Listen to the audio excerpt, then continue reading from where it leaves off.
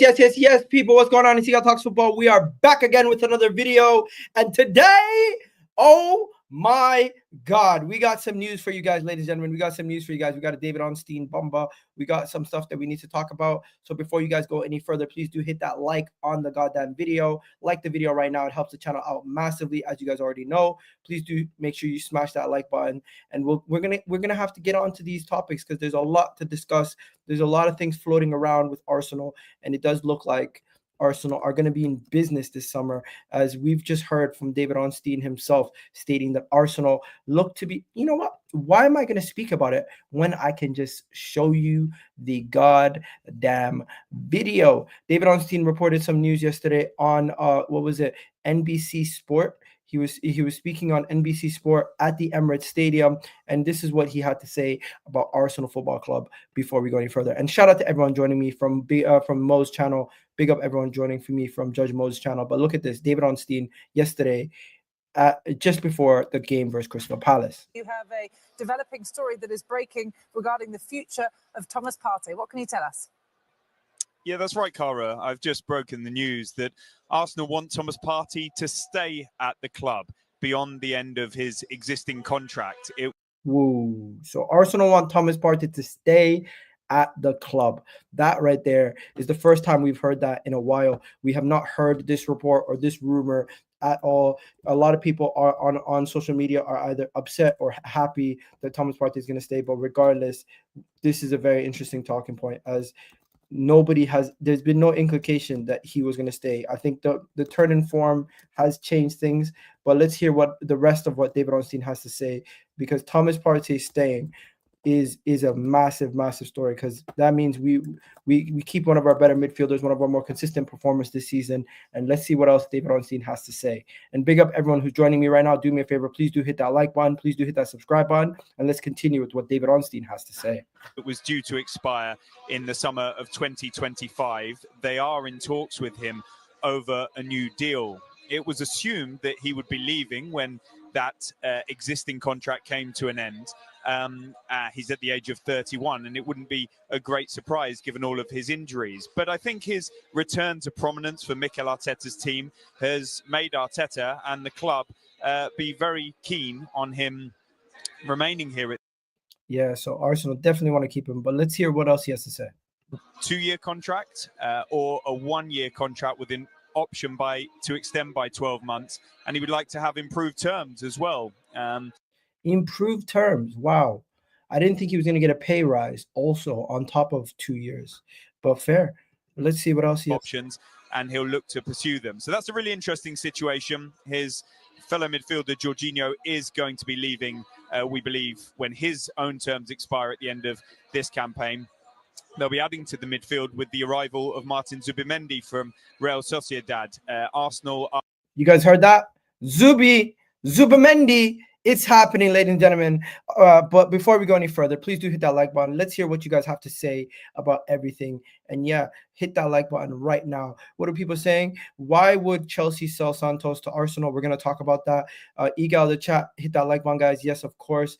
Santos, just say we're going to see if Santos actually goes anywhere. Mo raid. Shout out to Mo for the raid. You got cooked on Footy Judge Mo's channel. I don't think I got cooked. I think I did. I held my own. I did what I had to do, bro. Up the Gunners. Big up to you. But yeah, guys, let's get on to what David Ornstein had to say, because he had a lot to say, ladies and gentlemen, today. And we're going to talk about everything in chronicle order. Now, we know about Dean Huijsen. We know about Zubimendi. We know about all these other things. But the first place we need to begin is none other than Thomas Partey. Rumor has it that Thomas Partey is going to be potentially staying at Arsenal now. This rumor started before the game versus Crystal Palace. David Ornstein, you just heard what he said. He said that Arsenal are going to be in talks to keep Thomas Partey, to give him a new improved deal. This is the situation right now. So Arsenal are looking to keep Thomas Partey. He already said it, either a 2-year deal or a 1-year deal. He also went on to say that Arsenal have for a long time looked like he was going to exit, but now since he's returned to prominence in Arteta's side, he's going to be staying. And this is great news, because Thomas Partey staying gives us a little bit of an opportunity to future-proof the club and still get other players in the door like Zubimendi, and doesn't put as much pressure on them to perform right away, where Thomas Partey, Declan Rice, and Odegaard can start off the season as Zubimendi is getting bled into the team. You still have somebody there who can see out the season, and we don't have to worry too much about a drop-off in the short to immediate term.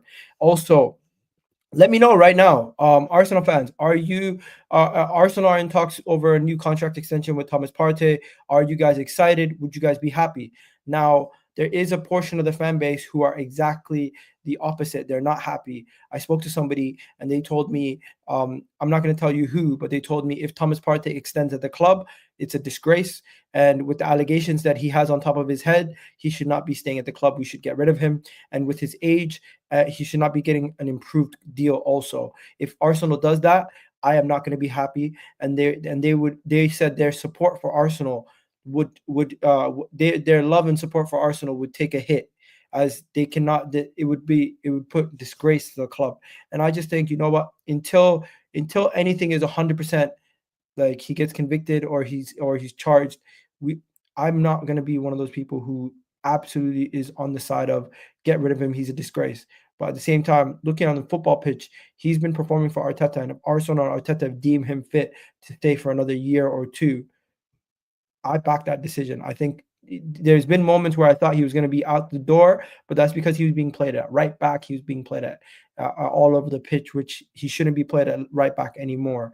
But yeah, overall, Thomas Partey staying, I think, for another 2 years potentially, I think is a good idea. Personally, I do think it's a good idea. But the whole allegations makes it really sticky. Off the pitch stuff makes it really sticky. Yeah, bro, I am sick, so please ignore me for that because I am really ill. Oh my god. Yeah, so ignore the sniffles, guys, because I do have the sniffles and I'm just feeling really ill today. I'm literally gonna have to wash this sweater immediately after I finish. But yeah, 2 years without injuries, 2 years without injuries and fully fit? Question mark. We'll have to wait and see. We'll have to wait and see. Oh my goodness. Yo, Lewis, let me send you the link quick. Let me send you the link. I want you to come on here, talk to me about Andrey Santos, because who the hell is this guy and why Arsenal linked to him? Why are Arsenal linked to him? If you can just jump on for like 5 minutes, it would really help me because I want to know the Chelsea's opinion on this thing, because I'm so confused on why they're even saying why they're even saying Santos to Arsenal as a possibility. Makes me shocked. You are not linked. Yeah, we definitely are linked to Andrey Santos. This is not fake news, ladies and gentlemen. This is not bullshit. This is what's been going on, and we're gonna have to wait and see where that actually flies. But let me know what you guys think about Thomas Partey. I think I've made my point on the Thomas Partey situation very clear. I think I've made it very clear. If we give him a short deal and it's on decent terms, and it gives the club the short-term ability to improve the squad, and he stays, it benefits us in the short term. And in the long term, it allows us to future-proof the club. And depending on his fitness and how long his contract is, we'll know if it's a good signing or not. But right now, he's such a pivotal role. We can't find a direct replacement for cheap. Also, his contract, if we can give him a short deal, and he can stay fit, it benefits Arsenal massively. The negative is the off-field situation, and if he somehow goes back to being extremely injury prone, that could negatively impact us massively. But the conversation is ongoing. Whether Arsenal offered Thomas Partey a new contract is, according to well sources, Andre Burton, arriving at the as sporting director, is advocating on whether Partey could. So basically, Andre Burton has Thomas Partey's future in his hands, and he decides if we keep him or if we don't keep him, as a sporting director would. So we're going to have to wait and see what happens there. Now, give me a second. I'm outside. No problem. We will talk about some of the stuff, and whenever you're ready to jump on, we'll talk about Andrey Santos. Now, obviously, we know what happened yesterday. We know what happened yesterday with the Crystal Palace game. I'm not going to talk too much about the Crystal Palace game, as I did a whole video on Crystal Palace. But Arsenal finishing second in the league is not even guaranteed, but we just keep dropping points, and we're no closer to Liverpool. Look at our performances recently. Draw. You got loss, draw, 2 wins and then 2 draws and then another win and then another draw. We're really just focused on the Champions League. Like it's not we're not focused on the league as much as we used to be. That's just the reality of the situation at this moment in time. Timber on Instagram saying, not our best, but focus on the next big one. There you go. The players telling you exactly what they're thinking. We're focused on the next big game. We're focused on that. But I see this Andrey Santos tweet. I'm going to have to come back to that. I'm not going to talk about that one yet. There's some other stuff we need to talk about before we get on to Andrey Santos, which is none other than the man himself, Zubimendi. At this, you know what? Let's talk about Andrey Santos as Lewis is here. Lewis, welcome. So like my mic might not be good, but what are you saying? No worries. So just to let you know, Arsenal are interested in the 20-year-old Andrey Santos, and this is the report coming out today. We seen it today, and let me show you what it says. This is what it says right here. It's come from Caught Offside. Obviously, maybe not the most reliable source, but the rumor itself is pretty straightforward. Andrey Santos, if he does become available, and Chelsea are looking to sell him, Arsenal would be interested in him and are exploring the situation. As Caught Offside have said that he is not entirely committed going back to Chelsea next season, and the player could be available for the region of 45 to 50 million pounds, nor euros. So, number one, is he committing his future to Chelsea next season? And do you see a situation where if Arsenal come in for him for 45 to 50 million, would you sell? One sec, just. And people in the chat, let me know. Do you think this is BS or what? Yeah, I hear you. Yeah, done. Right. So, we're not going to sell him for that much, first of all, even if we go into a really desperate situation, which we aren't going to be, because there are other clubs interested in Andrey Santos as well, clubs outside of England, and we've told them the same thing. He's not for sale. All of our main sources, all of our main in the knows are all saying the same thing, that Andrey Santos is not going anywhere and he's not for sale, especially not for that sort of price tag. 45 to 40 million euros is like, what, 40 million pounds or somewhere close to that. We're not going to sell him for that amount. Like, he is going to be a massive player for us next season. And if we don't get UCL, there's going to be other players that we try to offload before Santos. So no chance in this. This is just caught offside, being caught offside again. So number one, Santos is not for sale. Number two, if he was for sale, 45 million is too much or too little? Too little, way too little. As you can see here, you got Arsenal fans saying 50 million is an awful deal. They don't know anything about the player. So do you think you can get upwards of 70 million euros or pounds? What are we talking? I think you could get around the 60 million mark for him already. What is he doing right now in France? How well is he doing? Is he like a goal-scoring midfielder? Good right now. What kind of player is he? What is he? So, like, he plays more as a 6 or an 8, but he can do both roles. He's improved his box crashing this season. 9 goals. Damn. Pulled up a decent amount of goals in the tally already. Good defensively, good box-to-box player. Great range of passing. He's already very promising in that role. Is he an 8? I'm confused. I don't know if he's an 8 or if he's a 6. More of an 8. He can play the 6 role. So where does he fall in the plan for Chelsea? Probably competing with Enzo, or being like a Lavia replacement for the games that he can't play, because we know Lavia and he won't be able to play all season. So Chelsea claim 50 million euro. I think it would be a risk for you guys to sell a player who you haven't even seen play at any point right now. I thought this was the plan, to bring him in next season. If Chelsea do sell him, that would piss you off, though, obviously. Yeah, massively. Like, this guy is going to be such an insane gem for us, just for the idea that I now have Santos, Lavia, Enzo, and Caicedo as midfield options. That's fucking ridiculous. I'd call it the best midfield depth in the league, just like that. And then you bring on a Sugo just to complete it up. Don't get rid of any of them. Keep all of them, and I don't want to buy another midfielder for 5 years minimum. 5 years. You don't. Football moves quick. Sometimes you might need to, because some players are injury prone or something. But yeah, maybe. Maybe Lavia might have to go, but I'm not there yet with him. So long story short, you think it's just bullshit? Straight bullshit. Straight bullshit. If we were to sell him anywhere, it would be to Bayern Munich. Have Bayern Munich come in for him? Bayern Munich have shown serious interest, but we've told them no. So if you guys were to come in, we'd say the same thing. But you're welcome to have Dewsbury Hall. Nobody wants Dewsbury Hall. But let's be honest, is there a proven track record to say that Chelsea wouldn't become a selling club this summer? The proven track record. Like the last couple of summers, you guys have been selling certain key pieces. And if you guys do see 50 million for Santos, you probably would flip him. No. How much did you buy him for? What? How much did you buy him for? I think somewhere between 12 and 20 million, something like that. But there's other players that we would look to sell. We'd look to sell Colwill. We'd look to maybe offload Noni, for example. Dewsbury Hall and Kunku. God willing, a club will take Sanchez. There's other players that we'd look to sell before Santos. I don't think he's going anywhere.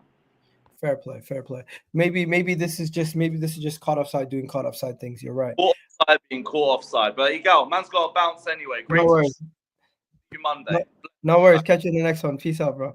Big up Lewis for jumping in, giving us his expert analysis on Chelsea right there. But I do think he is right. Andrey Santos, although he looks like a quality player, I do think there's a little bit of like caught offside doing what they usually do with Arsenal and just players in general. And I do think it's a situation where we're probably not going to see. We're probably not going to see anything about Santos to Arsenal. It's probably just rumors. And yeah, fair play to the people who reported it, but I don't know if that's 100% accurate at this moment in time. Now, one thing that we do know that's accurate is the man himself, Zubimendi. The rumors around Zubimendi are going left, right, and center about Arsenal, and it's been very, very clear. The Zubimendi rumors have been very clear from the beginning till now. Arsenal wants Zubimendi. Arsenal have spoken to Zubimendi, and Arsenal are under the impression that the Zubimendi deal is pretty much done. As you can see here from this reporter here, Arsenal have almost finalized the Zubimendi deal after positive talks recently with Andrey Berta, pushing and have transferred to complete over the next couple of weeks.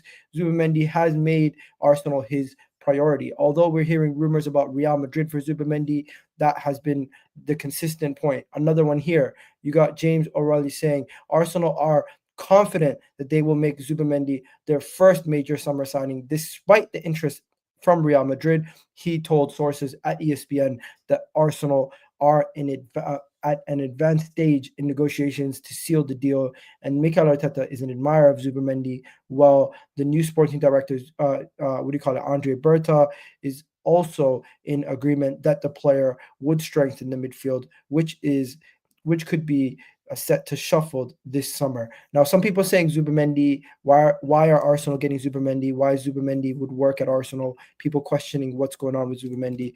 Zubimendi to Arsenal, he would improve Arsenal. Let's be honest. He would improve our passing range. He would give us another option to Jorginho. When Jorginho comes in, we control the game a lot easier. We control the game a lot better. He would be an excellent ball progressor, deep line playmaker. This is what we need. He's also, for somebody who's quite short in stature, his positioning and his ability to intercept the ball and get into the right positions is there. It gives us some tactical flexibility with the likes of Partey, Rice, Moreno, Zubimendi. It just gives us so much more options, and it really benefits Arsenal. And finally, the concerns would probably be Arsenal spending a lot of money, and would he be able to get used to the physicality of the Premier League? Would he be able to play in the Premier League? The jury would still be out on that, but we've seen him go up against England in the Euros, and he performed quite well. I do think Arsenal would give him the best platform to embed himself in with Mikel Arteta and the players we currently have, Moreno, Rice, who are more physical. He won't have to be bearing the physical load as much as those guys, in my opinion. But Arsenal do have the inside scoop for Zubimendi. My final verdict on Zubimendi would be he would bring a lot of balance to our midfield. He'd provide us more control, and we missed this type of six whenever Jorginho is not able to play, somebody else who can benefit us. And with Declan Rice, Moreno as our only other players still at the club next season. If Partey and Jorginho leave, we need some more bodies, and he would be an elite player to bring in, world-class distributor at the 6, and he's an ideal target for Arsenal. The only other people we would look at outside of that is probably Bruno G, if we can get Bruno G, but we're not going to get Bruno G.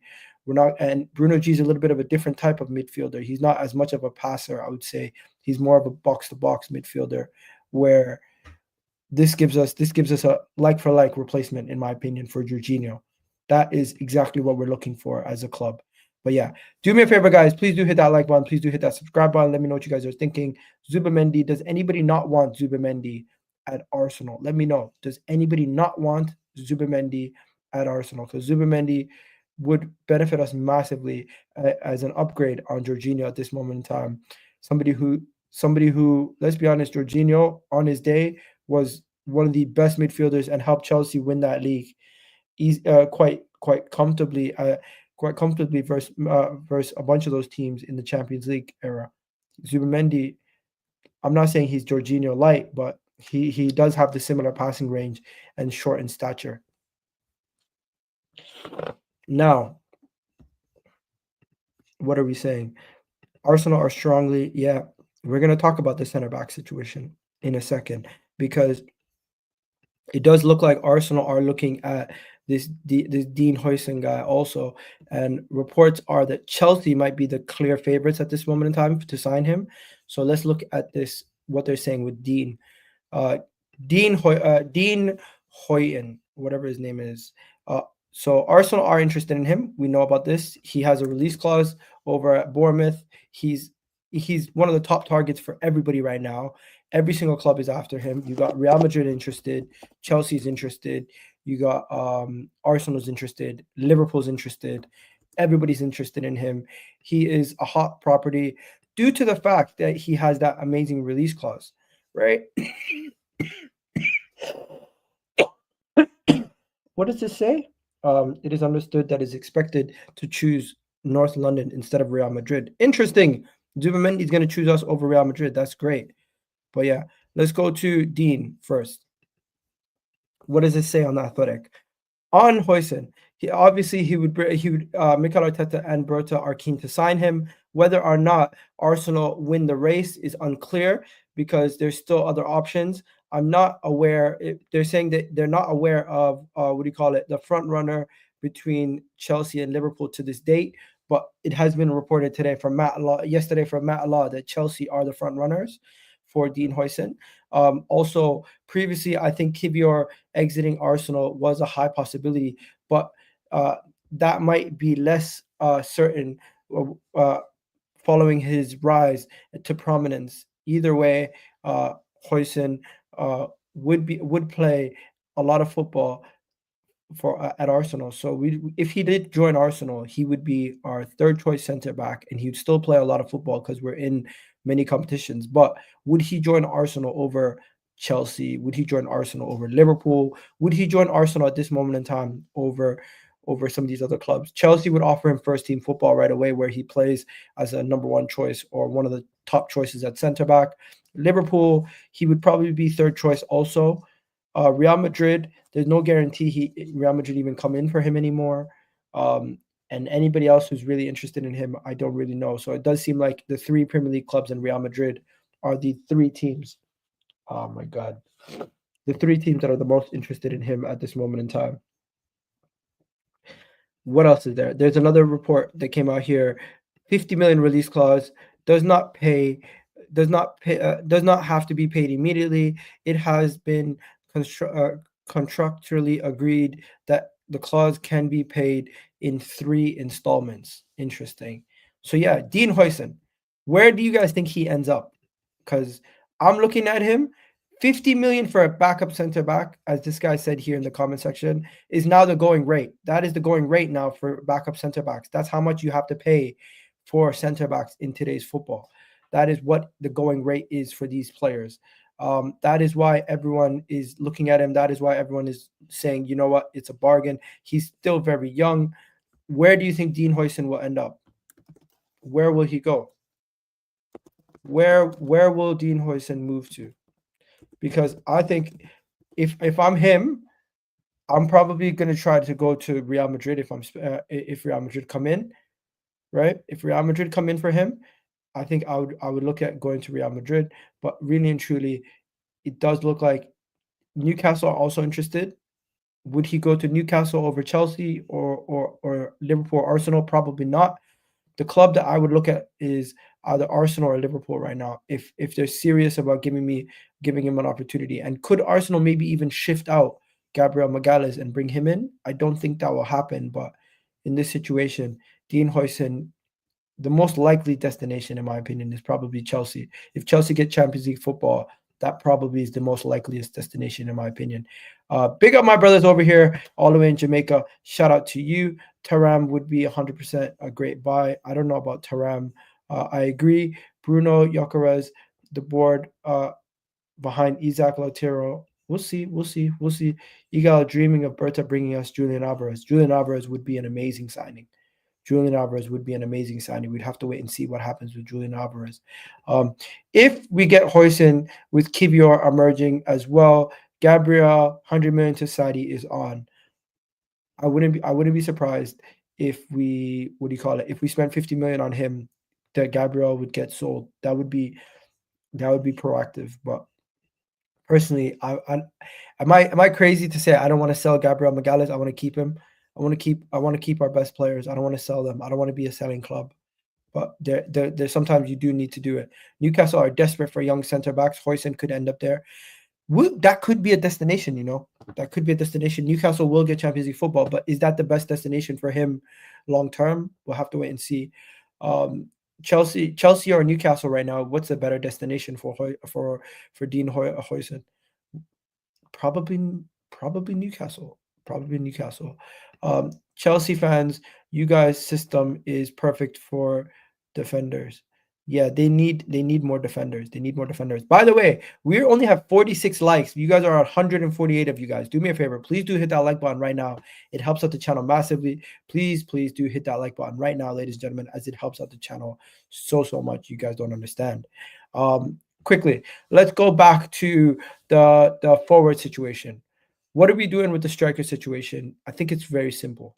I think the striker situation is very, very simple. The striker situation is going to be Viktor Gyökeres. I think all the signs at this point lead to Viktor Gyökeres joining Arsenal. Arsenal fans, we don't have to stress too much about the striker situation. I think Gyökeres will be joining Arsenal in the summer. Gyökeres will be the guy that we're going to be going out to get. Gyökeres will be the guy who comes into this team and hopefully raises our standards to a next level. Gyökeres will be that guy that we're going to be going to bank on to improve this attack to the level that we need it next season. I'm not too concerned about Arsenal messing up the striker situation because we do look like Gyökeres will be coming in. Gyökeres, at this moment in time, what he's doing in the league, you guys need to see this. Viktor Gyökeres, in the last two respective seasons, 30-plus goals already this season with a bunch of games remaining. He also has done it in the Champions League this year, scoring 6 goals. He scored that hat-trick versus Man City. And this is a guy who also played in the Championship for Coventry. He has experience playing in English football. Although it's in the Championship, he has experience playing in English football. I think with his age and profile also being 26 years old, he is probably the best potential signing we can make at this moment in time. Let me show you guys one more thing quickly. Viktor Gyökeres, let me show you this. Viktor Gyökeres also, he is a clinical finisher compared to some of the other players we're looking at. Look at that. 34 goals on 26 XG. Just goes to show you how much he outperforms his XG. And it's not just one season also. He does this year in, year out. Last season, 29 goals over 22 XG. He's been doing this. This is Viktor Gyökeres. This is what he does. Viktor Gyökeres over the last 2 seasons in Sporting. This is what he's produced at Sports. This is what he's produced at Sporting in his last 2 seasons. Look at that. 50 games, 43 goals. 47 games this season, 48 goals. He's gone strength to strength. This is the man Arsenal need to sign. This is the guy we need to look at. This is the player who is going to potentially get Arsenal over the line. And for the money that they're looking at, 100%. 60 million for Viktor Gyökeres seems to be a bargain, one of the bargains of the century. And if Arsenal can get Viktor Gyökeres over the line, this will take us to another stratosphere.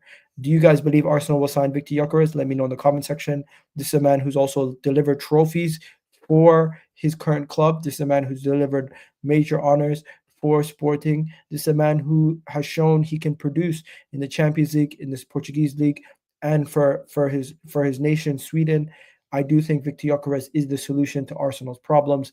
If Viktor Gyökeres comes into Arsenal, the only concerns people are going to have is players who previously have gone from the Portuguese league to the Premier League have not translated as well. But he does look like a quality player, and I just can't wait for Arsenal to go and get him and bring him in, because I do think he is going to be a very, very good player in the short term to foreseeable future for Arsenal. And he's just really, really good. It's that simple. Now, enough about signings for a second. We're going to get on to signings for a second, but we need to talk about this.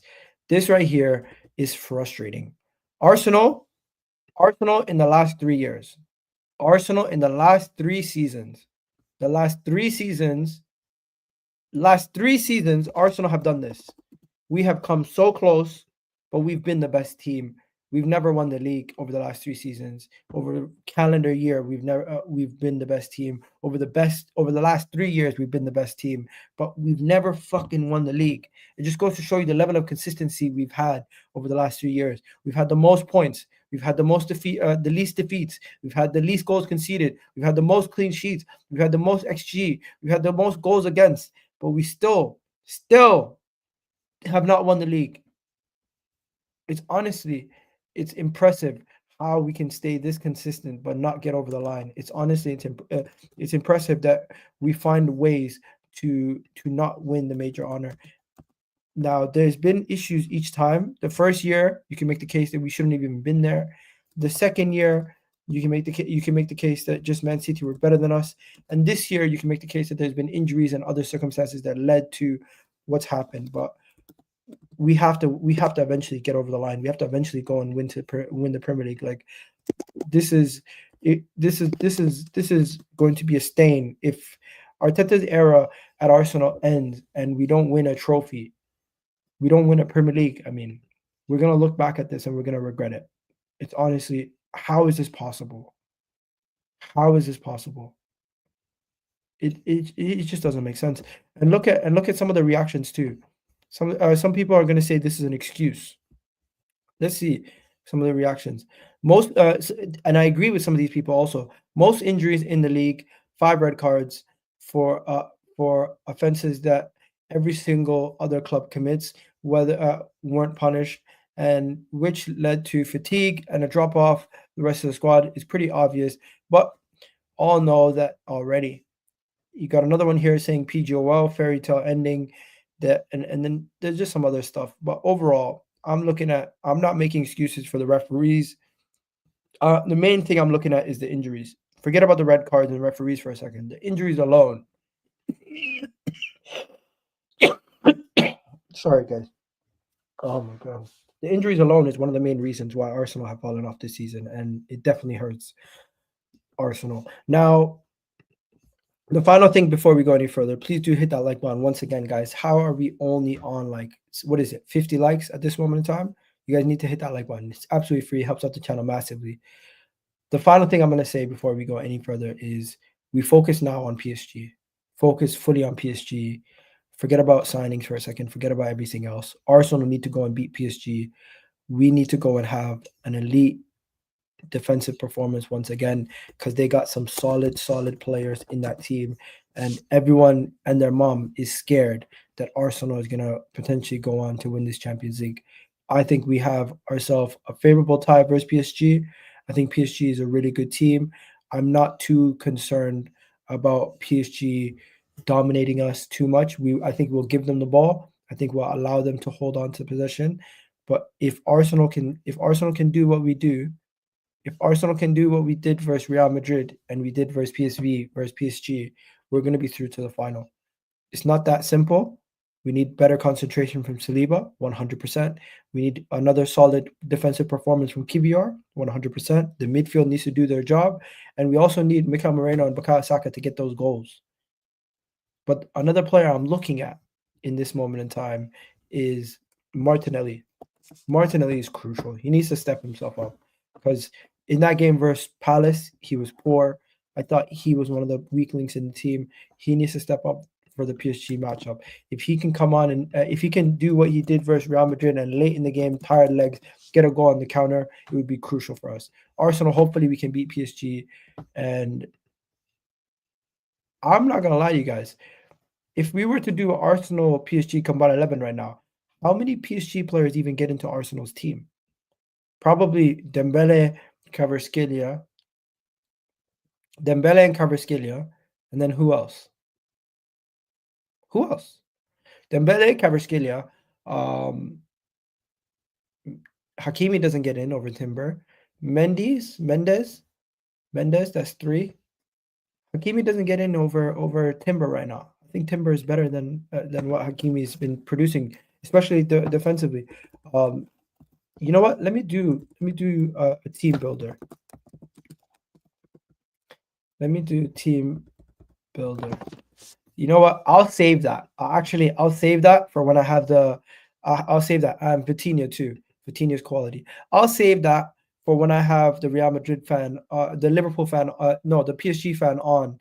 I'm gonna have the PSG fan on soon. We're gonna have to talk about this, but for now, I think that's pretty much it. Any questions, guys? Q&A. Let's do your questions now. We're gonna wrap it up soon, but before we go, let's just do a quick Q&A. And also, how is it that we're only at this moment in time, almost 40 minutes into the video, we only have 60 likes. We have over 140 of you guys in the chat on YouTube. Please do like the video, and we have another 200 of you guys on Twitter.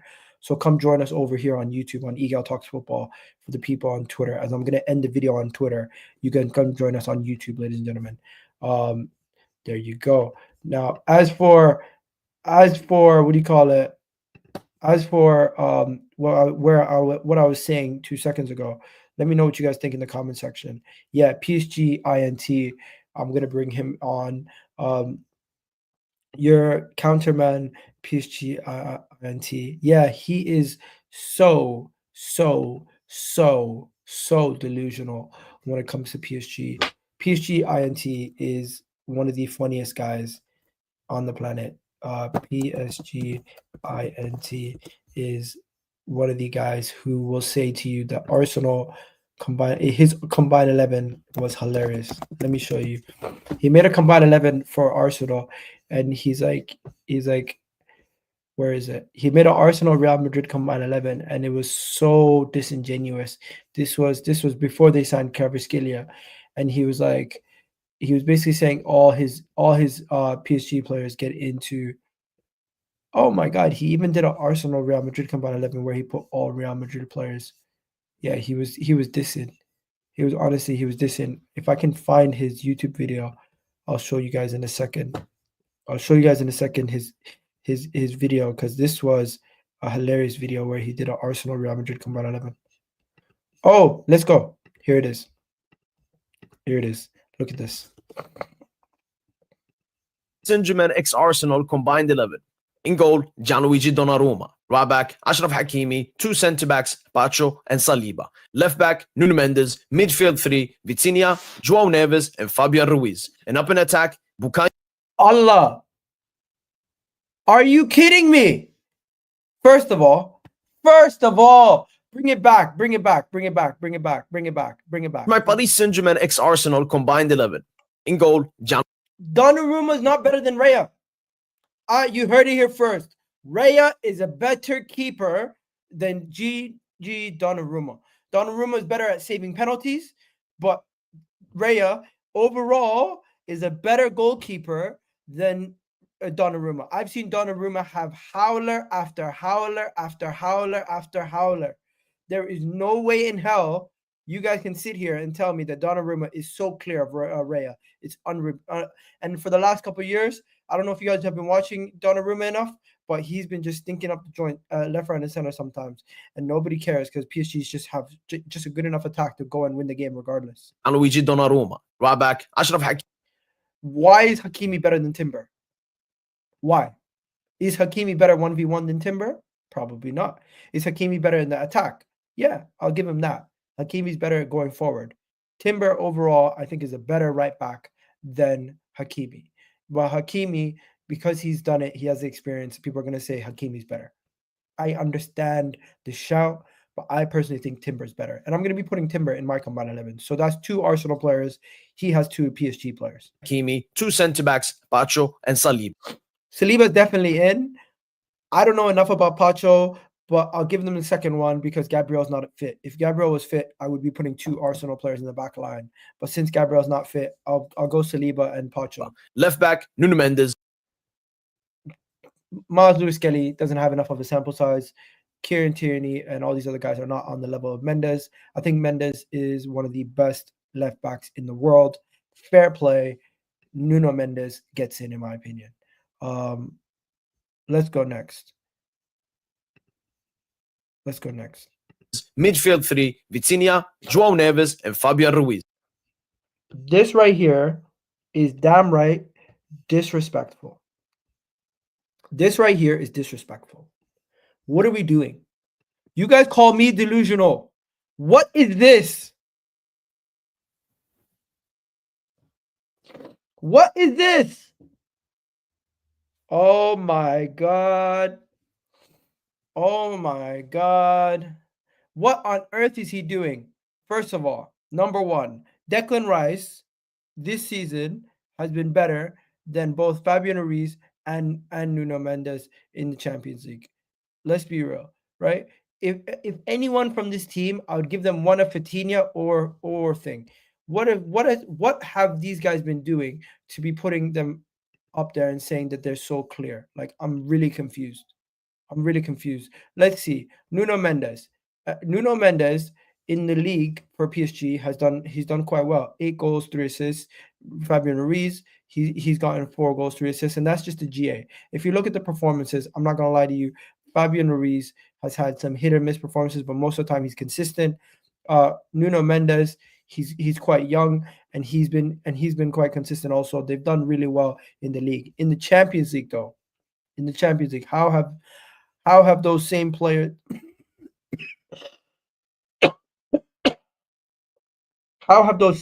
formed in the Champions League though?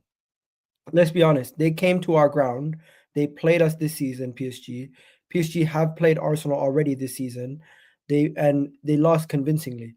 They lost 2-0. They had a midfield 3 of, who was it in that game? If I'm not mistaken, it was Xavier Emery, Vitinha, and Neves. So Neves, Vitinha came to the Emirates, got their ass handed to them, got bossed for the 90 minutes, and they couldn't do nothing. So now you're telling me that these guys getting over Arsenal's players? Get out of here. You accepted Liverpool have been clear this season. Big up. Ads, Liverpool have been better than Arsenal this season. Fair play. But I do think the gap between Arsenal and Liverpool is not as wide as it has been this season. I do think next season it will be a lot closer and we'll probably go on to win it, hopefully. But yeah, fair play. You guys deserve to win it this year. Respect to you guys. But yeah, this is delusional in my opinion. I would definitely put Partey or Rice in this team easily. And if you want to take out, I would take out 2 players. I would take out Fabian and I would take out Neves. I'd put Vitinha on the left, on the right, and I would put Partey, Rice, and Vitinha midfield. And up in attack, Bukayo Saka, Khvicha Kvaratskhelia, and Ousmane. This is where I agree with him. The only place I agree with him is that it would be Saka, Dembele, and Kvaratskhelia. That I agree with. That I understand. Paris Saint-Germain. Here's my Paris Saint-Germain. That makes sense. In my opinion. That makes Paris sense. Saint-Germain. Here's my Paris Saint-Germain ex-Arsenal. But when he made this combined 11, you should have seen the previous combined 11 because the previous combined 11 was even more delusional. Let's see his Liverpool combined 11. Paris Saint-Germain. We're building a combined 11 of Paris Saint-Germain and Liverpool FC. Alisson Becker, Ashraf Hakimi, Van Dijk and Konate, Nuno Mendes, Gravenberch. I'm sorry. First things first. Trent is better than Hakimi. Vitinha, and João Neves. He put Vitinha and João Neves, but he didn't put McAllister. That is wild. Ousmane Dembele and Mohamed Salah, Bradley Barcola. And here At the time, you can make a case that Gakpo should be in the team, but fair play. Overall, what we've come to a conclusion is Arsenal is not the only deluded guy. Arsenal fans are not the only deluded fan base. Everybody has their own people who are slightly delusional and back their players more than others. And fair play to PSGINT, but I don't think that many PSG players get into an Arsenal combined 11. And we're gonna see next show when we do it. People saying it's not a bad shout. Fair play, but we're gonna see. We're gonna have to wait and see what happens here. I'm gonna wrap it up here, guys. Though, please do let me know if you guys have any conversations that you guys want to discuss. Walcott. Oh yeah. So Walcott said something yesterday, and it got people triggered. I don't think he's right. So Walcott spoke about Arsenal. This is a good point. I can't believe I didn't mention it. Fair play. Walcott thinks Arsenal players might get too comfortable. What do you mean by that? Too comfortable? You're saying they're not pushing enough. I think he is right about the Crystal Palace game, but the reason we're getting comfortable, the reason why we're getting comfortable is because we have the Champions League to focus on. The league is no longer the main focus. So as much as he wants to speak about all these things, the reality situation is Arsenal have more jeopardy in those Champions League games, and there's going to be a higher intensity in those Champions League games than there is in this game versus Crystal Palace. Crystal Palace themselves were not fully up to the level in this game.